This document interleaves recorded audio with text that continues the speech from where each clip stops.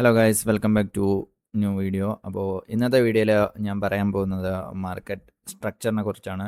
കഴിഞ്ഞ വീഡിയോയിൽ പറഞ്ഞ കണക്ക് ഇതൊരു വലിയൊരു സീരീസ് ആയിട്ട് ഇറക്കാനാണ് എൻ്റെ ഒരു ഉദ്ദേശം. അപ്പോൾ ഞാൻ പഠിച്ചിട്ടുള്ള കാര്യങ്ങളൊക്കെ ഒന്ന് ജസ്റ്റ് എക്സ്പ്ലെയിൻ ചെയ്ത് ബാക്കിയുള്ളവർക്ക് മനസ്സിലാകുന്ന രീതിയിൽ. അപ്പോൾ വീഡിയോ തുടങ്ങുന്നതിന് മുമ്പ് നിങ്ങൾക്ക് ഏതെങ്കിലും ഇൻഡിക്കേറ്റർ അല്ലെങ്കിൽ ഏതെങ്കിലും ഒരു മെത്തേഡ് വെച്ചിട്ട് കൺസിസ്റ്റൻ്റ് ആയിട്ട് പ്രോഫിറ്റ് ഉണ്ടാക്കാൻ പറ്റുന്നുണ്ടെങ്കിൽ കൂടുതൽ പഠിച്ച് വഷളാക്കാതിരിക്കുക. പിന്നെ മാർക്കറ്റ് എന്താണ് ചെയ്യുന്നത്, എങ്ങനെയാണ് വർക്ക് ചെയ്യുന്നത് എന്ന് അറിയണമെങ്കിൽ മാത്രം ഇതുപോലുള്ള വീഡിയോസ് കണ്ട് ഇരിക്കാൻ വേണ്ടി നോക്കുക. ഇപ്പോൾ ഒരു പ്രോഫിറ്റബിൾ ആയിട്ടുള്ള ഒരു സെറ്റപ്പ് നിങ്ങൾക്ക് ഉണ്ടെങ്കിൽ മാക്സിമം വേറെ ഒരു സെറ്റപ്പിലോട്ട് പോകാതെ അതിൽ തന്നെ കൺസിസ്റ്റൻ്റ് ആയിട്ട് വർക്ക് ചെയ്യാൻ വേണ്ടി ശ്രമിക്കുക. അപ്പോൾ നമുക്ക് വീഡിയോ സ്റ്റാർട്ട് ചെയ്യാം. കഴിഞ്ഞ വീഡിയോയിൽ പറഞ്ഞ കണക്ക് നമുക്ക് കുറച്ച് അറിഞ്ഞിരിക്കേണ്ട കാര്യങ്ങളുണ്ട്. അപ്പോൾ അതിൽ മെയിനായിട്ട് വരുന്ന ഒന്നാണ് ഈ മാർക്കറ്റ് സ്ട്രക്ചർ എന്ന് പറയുന്നത്. ഇപ്പോൾ നമ്മൾ നോക്കുകയാണെങ്കിൽ ഇന്നത്തെ ഒരു ട്രേഡ് എടുക്കുകയാണെന്ന് വിചാരിച്ചു കഴിഞ്ഞാൽ നമ്മൾ ഇത് ഒരു ട്രെൻഡ് ലൈൻ വരക്കുകയാണെന്ന് വിചാരിക്കുക. അപ്പോൾ ഈ ട്രെൻഡ് ലൈൻ വരച്ചിട്ട് നിങ്ങൾ വിചാരിക്കുകയാണ് അപ്പോൾ ഓക്കെ, ഇത് ഒരു അപ്പ് ട്രെൻഡാണ്. ഇവിടെ വെച്ച് മാർക്കറ്റ് ഈ ലൈനിൽ 3 പ്രാവശ്യം വന്ന സമയത്തെല്ലാം നല്ല അപ്സൈഡ് മൂവ്മെൻറ്റാണ് വന്നിട്ടുള്ളത്. അപ്പോൾ അങ്ങനെ കരുതിയിട്ട് നിങ്ങൾ ഇവിടെ ഒരു ട്രേഡ് എടുക്കുകയാണെന്നുണ്ടെങ്കിൽ എന്താണ് സംഭവിക്കുക? ഇവിടെ നിന്ന് ഒരു പൊസിഷൻ എടുക്കുകയാണ്. ഓക്കെ ഫൈൻ, ഇത് നല്ലൊരു എൻട്രി പോയിന്റ് ആണെന്ന് തോന്നുന്നു, ഇത് എന്തായാലും അത്യാവശ്യം നല്ല രീതിയിൽ ബുള്ളിഷ് ആകും എന്നൊക്കെ വിചാരിച്ച് നിങ്ങളൊരു ട്രേഡ് എടുക്കുകയാണെങ്കിൽ ഒബ്വിയസ്ലി ഇപ്പോൾ ഒരു സ്റ്റോപ്പ് ലോസ് ഹിറ്റ് ആവും ഉറപ്പാണ്. അതിൽ മാർക്കറ്റ് എന്താണ് ചെയ്യുന്നതെന്ന് നമുക്കറിയത്തില്ല. നമ്മളെ വരച്ച ഒരു ലൈനിനെ വിശ്വസിച്ചിട്ടാണ് നമ്മൾ ആ ഒരു ട്രേഡ് എടുക്കാൻ വേണ്ടി നോക്കിയിട്ടുള്ളത്. അത് നോക്കി നമ്മൾ ട്രേഡ് എടുത്തു കഴിഞ്ഞാൽ നമുക്ക് ട്രേഡ് പൊട്ടാനുള്ള ചാൻസ് വളരെ കൂടുതലാണ്. മാർക്കറ്റിന് 3 ഫേസാണ് ഉള്ളത്.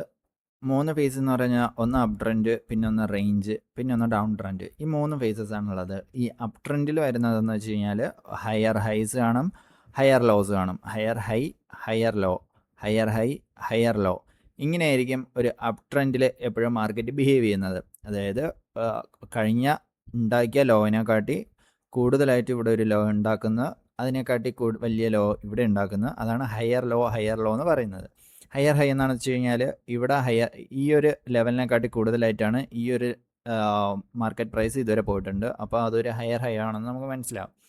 അപ്പോൾ അങ്ങനെയാണ് ഹയർ ഒരു അപ്പ് ട്രെൻഡ് ആണോ അല്ലേ എന്ന് നമുക്ക് മനസ്സിലാക്കുന്നത്. അപ്പോൾ റേഞ്ച് മാർക്കറ്റ് എന്ന് വെച്ച് കഴിഞ്ഞാൽ ഈ ഒരു പ്രൈസ് റേഞ്ചിനകത്ത് നിന്ന് മാർക്കറ്റ് ബിഹേവ് ചെയ്യണം. ഈ ഒരു പ്രൈസ് റേഞ്ചിൽ നിന്ന് മാർക്കറ്റ് ബ്രേക്കൗട്ട് ചെയ്യുന്നില്ല. ഇപ്പം ശ്രദ്ധിക്കേണ്ട വേറൊരു കാര്യം എന്ന് വെച്ച് കഴിഞ്ഞാൽ റേഞ്ച് മാർക്കറ്റിലും കാണും ഹയർ ഹൈയും ഹയർ ലോയും. പക്ഷേ നമുക്കത് മനസ്സിലാവണം അതൊരു കൺസോൾട്ടേഷൻ ആണ്, അല്ലെങ്കിൽ അതൊരു റേഞ്ച് മാർക്കറ്റ് ആണെന്ന് നമുക്ക് മനസ്സിലാവണം. ഇല്ലെങ്കിൽ നമ്മൾ അവിടെയും അപ്പ് ട്രെൻഡ് ആണെന്ന് എഴുതി ഒരു ട്രേഡ് എടുക്കുകയും പിന്നെ അവിടെ നിന്ന് ഒരു റിവേഴ്സിൽ വന്ന് ലോസ് ആവാനുള്ള പ്രോബിലിറ്റി വളരെ കൂടുതലാണ്. അപ്പോൾ നമുക്ക് റേഞ്ച് മാർക്കറ്റ് എന്താണെന്ന് മനസ്സിലാവണം. അപ്പ് ട്രെൻഡുള്ള മാർക്കറ്റ് എങ്ങനെ കണ്ടുപിടിക്കാമെന്ന് മനസ്സിലാക്കണം. ഇത് ഒരു അപ്പ് ട്രെൻഡ് ആണെന്ന് മനസ്സിലാക്കാൻ ഈസിയാണ്. ഹയർ ഹൈസും ഹയർ ലോയും ഉള്ള ഒരു മാർക്കറ്റ് ആണെങ്കിൽ അതൊരു അപ്പ് ട്രെൻഡ് ആയിട്ടുള്ള ഒരു മാർക്കറ്റ് ആയിരിക്കും. അപ്പോൾ നമുക്ക് നല്ലൊരു ട്രേഡിംഗ് ഓപ്പർച്യൂണിറ്റി അവിടെ കണ്ടുപിടിക്കാൻ വേണ്ടി പറ്റും. അതേപോലെ തന്നെ റേഞ്ച് മാർക്കറ്റിൽ മാക്സിമം ട്രേഡ് അവോയ്ഡ് ചെയ്യുക.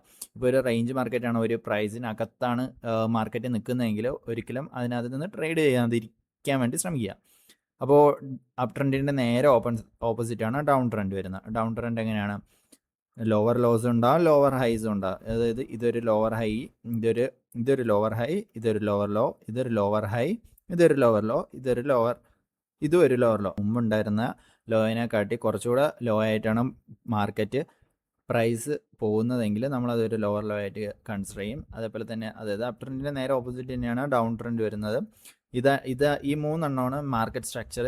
ഇപ്പോൾ ഇനി വരാൻ പോകുന്ന വീഡിയോസിൽ ഇത് എങ്ങനെ നമുക്ക് പ്രോപ്പറായിട്ട് ഐഡൻറ്റിഫൈ ചെയ്യാം, എങ്ങനെ നമുക്ക് അതൊരു അപ്പ് ട്രെൻഡിൽ പോകുന്ന ഒരു മാർക്കറ്റാണ്, അല്ലെങ്കിൽ ഒരു ഡൗൺ ട്രെൻഡിൽ പോകുന്ന മാർക്കറ്റാണ്, അല്ലെങ്കിൽ ഒരു റേഞ്ച് മാർക്കറ്റാണെന്ന് നമുക്ക് എങ്ങനെ മനസ്സിലാക്കാം, അതിൽ നിന്ന് എങ്ങനെ ട്രേഡിംഗ് ഓപ്പർച്യൂണിറ്റി അല്ലെങ്കിൽ നമുക്ക് കണ്ടുപിടിക്കാൻ വേണ്ടി പറ്റും, നമുക്ക് ഈ ഒരു മാർക്കറ്റ് ഇങ്ങനെയാണ് പോകുന്നത് എന്ന് നമുക്ക് എങ്ങനെ ഐഡൻറ്റിഫൈ ചെയ്യാൻ പറ്റും എന്നുള്ള കാര്യങ്ങളാണ് ഞാൻ ഇനി വരുന്ന വീഡിയോസിൽ പറയാൻ വേണ്ടി പോകുന്നത്.